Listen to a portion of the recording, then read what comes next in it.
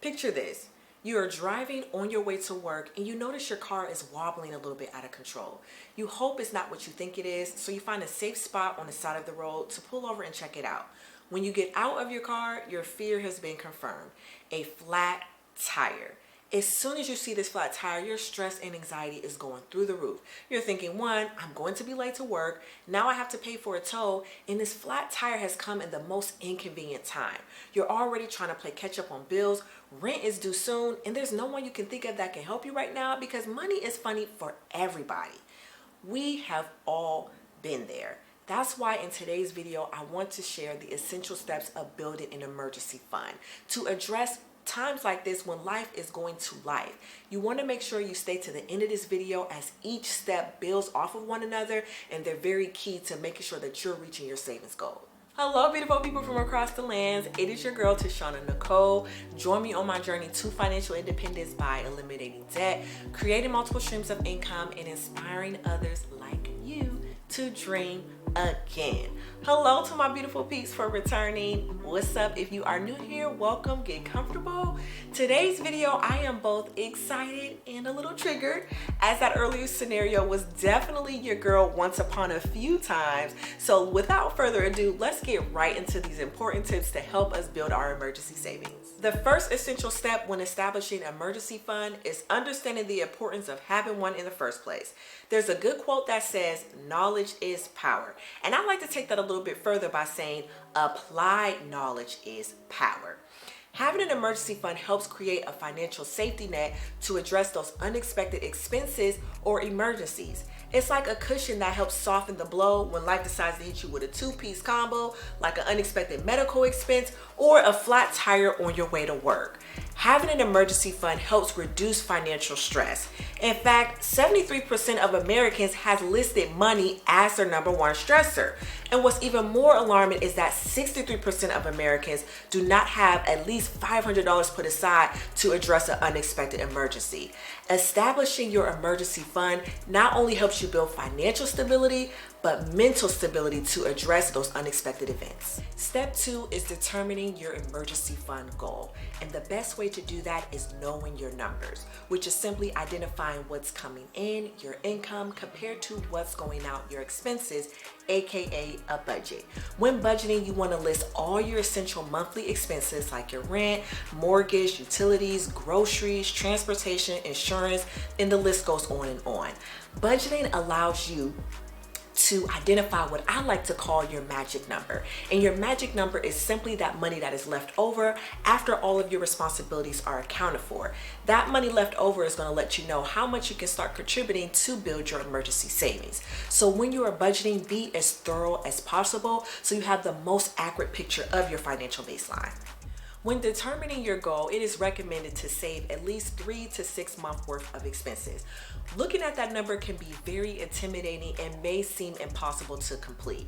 So I recommend creating mini milestones to help get to that ultimate goal. And one of the best things that you can do is start with $500. Remember that statistic that said at least 63% of Americans cannot address a $500 emergency?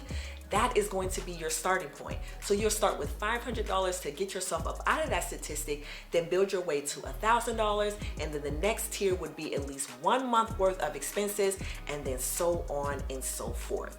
Everyone's financial situation and lifestyle is different. A single millennial who has no children is very different compared to a mom with 3 children and working full time. The savings rate is going to vary. So you want to create a savings plan that is tailored to your current financial situation so you can be motivated and be consistent along the way. Picture the largest tree you ever seen. Even that tree started off as a very small seed. And that's what I want you to think about when you are building your emergency savings to get to the recommended 3 to 6 month worth of expenses.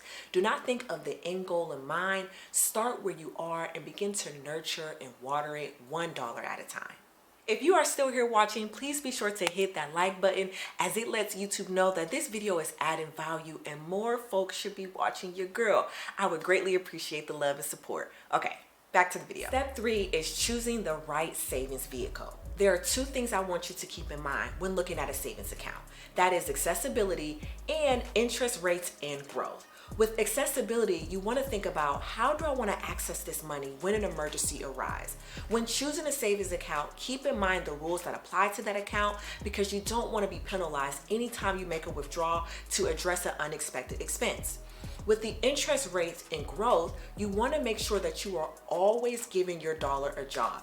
Any money that comes into my house has to go to work. And the best way to do that is to make sure that there is interest growing with it. Although we are using our emergency for accessibility to address it when we have an unexpected expense, we still want that money to grow over time so it can help us reach our emergency fund goal a little bit quicker. So remember to keep those two things in mind when looking at an account: accessibility and interest rates and growth. Step 4 is building your emergency fund gradually. Remember, in step 2, we identify our number by subtracting our income and expenses and getting what I like to call the magic number. That's the money that's left over. Now, your monthly contribution is going to be tailored to your budget and financial situation. So don't get discouraged if the number starting out is small. Keep this quote in mind: to achieve greatness, you start where you are, use what you have, and do what you can. 𝗪𝗓𝗡𝗥𝗦. So we're going to use an example. Let's say the recommended amount is 3 to 6 months worth of expenses.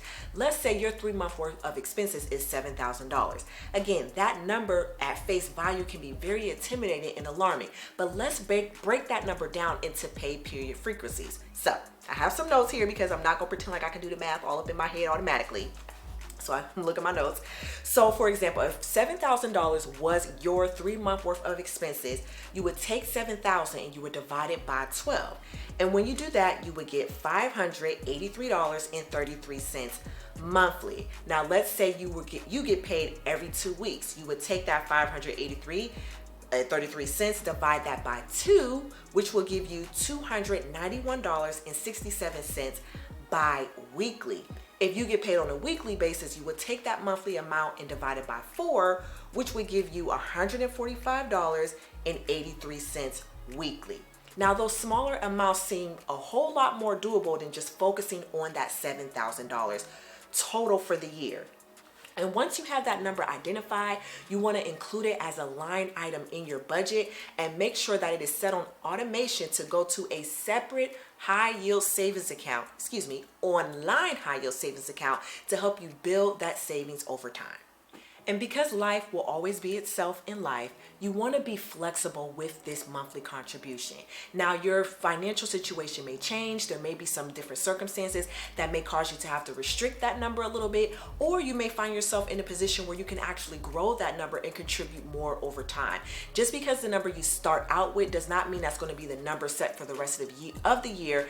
Pay attention to what's happening in your life and begin to adjust and make changes accordingly. The 5th and final step is commitment and community. We as human beings tend to be lazy.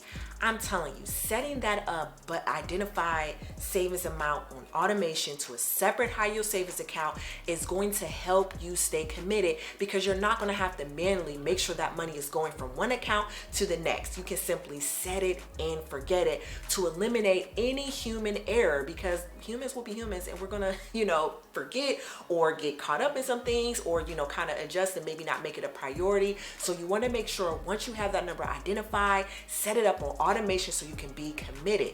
And the next is to be connected to your community. Make sure that you're talking with families and friends, or maybe your trusted financial advisor, about the goals that you have identified that you're trying to reach. And then also you can join a free financial community like Hopeful Reality. I have a Facebook group called DBA Academy. You can follow me on social media, where I'm always sharing my journey on my stories and just do social media content. Connect to other social media influencer out there who focuses on personal finance. You want to make sure you're surrounding yourself and inundating yourself with positive information around this concept so you do not feel alone. Now, before you go, I want you to close your eyes and imagine that you have a fully funded emergency savings. How do you feel in that moment? Be sure to comment below so we can all share those positive vibes together. I hope you found today's video helpful. Please be sure to like, comment, and subscribe, and share with somebody who can use this inspiration and information to help them along their financial journey. Until next time, please remember to dream, believe, and achieve.